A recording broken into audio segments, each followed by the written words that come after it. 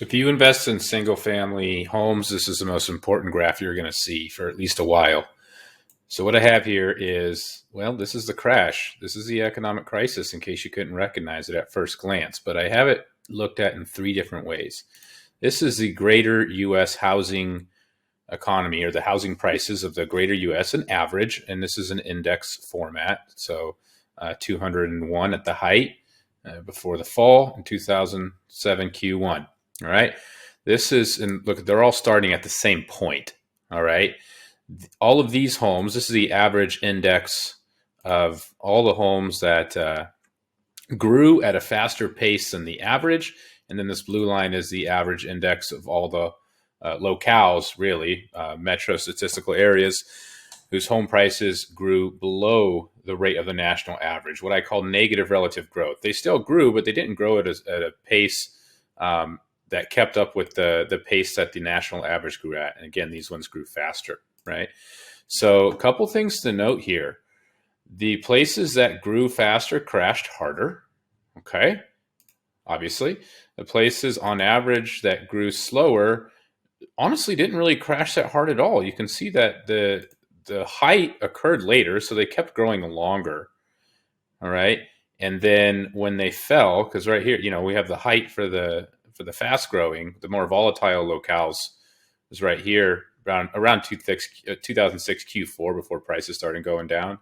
And for these slower growing, more stable housing economies, there wasn't any real downward growth until 2008 when the economic crisis occurred.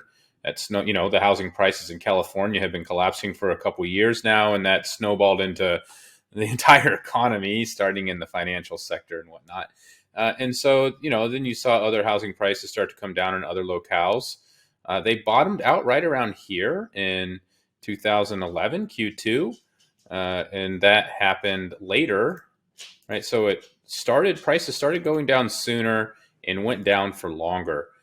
All right. In these more volatile housing markets. Another thing to note is the recovery time frame, right? So again, 2006 Q4, 2007 Q1, that's right about the top. All right. And we're looking at, I think it's, I would call it 250. We don't hit a 250 index point again for these locales until, hold on, I'll find it. There it is, 2018 Q4.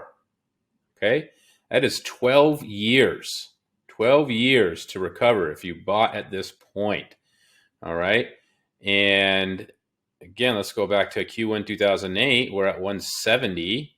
Okay. This isn't a full recovery right here, so we'll ignore that. All right. So where do we see 170 again? You see it right here in Q2 2015. So 2008 to 2015, what's that? Like obviously 7 years or so. Yeah, a little over 7 years. So almost half the time, almost half the recovery time. Okay. Let's take it how much money you lost if you bought at the height. All right. And sold at the bottom. All right. 170. Here's the bottom. 157. That's about a 8% loss. All right. Let me break out the calculator just to make sure I'm right. It was 157 minus 170. 170. All right, 7.6% loss. Not great. No one likes losing money. Life could be worse, though. You could have bought at the 250 index and sold here, right? 175. What kind of loss is that? Like 30%? All right. Yeah, 30% loss. Here you go. All right. So you lost less if you lost at all. Your recovery time was way faster. So there are tons of these, what I like to call stable housing economies scattered throughout the country. All right, again, this is just an average. There are some that had next to no downward trend at all. And what's incredible is that these same locales that grew slower than average before, and the run up to the housing crisis, where you see the shift in prices increasing, right? Before they come down, right here, you can see the shift clearly here, right? Where the angle changes, it increases significantly in these volatile spots, and barely noticeable here, right? So the same thing occurred in the run up to the pandemic. All right. So right here in In 2012, we finally started to see prices recover broadly. All right. And you can see the distance between the economy, greater housing economy, and the ones that, the slow growers. And look at how this distance just keeps expanding with time.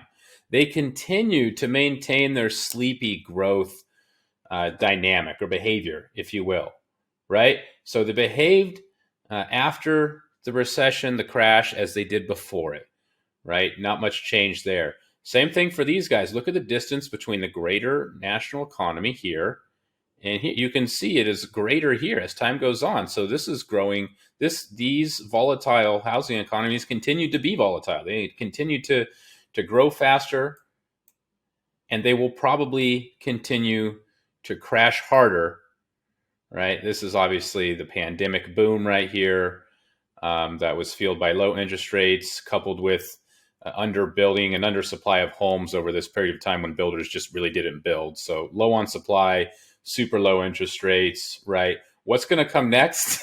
I don't know. But I'll tell you a couple things. I'm putting my money here in these guys, firstly, which incidentally really only matters if your horizon is inside of 10 years, right? Which incidentally at this point, I am just safeguarding against the point that I want to exit some real estate in the next decade. So I'm focused here, right? However, if you're going to hold real estate forever, there's one more thing I want to point out, and then I'm done talking. Thanks for watching this much. One more thing I want to point out. If you're going to hold real estate forever, let's say, or for like 15 plus years, right? If you're buying real assets just for long-term wealth and cash flow, then you want to buy in these orange guys all day, right? Because over the long term, they literally beat everyone else. Okay. If you bought here in 2000, at any point after, you would have made more money selling it than if you had bought in this category, right? And even if you buy here, but you're holding for 15 or plus years, you're making more. Okay. I'm not going to show the math in front of you on a calculator. You'll just have to trust me on this one. But for long-term holds, lifetime cash flow and wealth building, I'd pick these volatile ones all day. Just saying.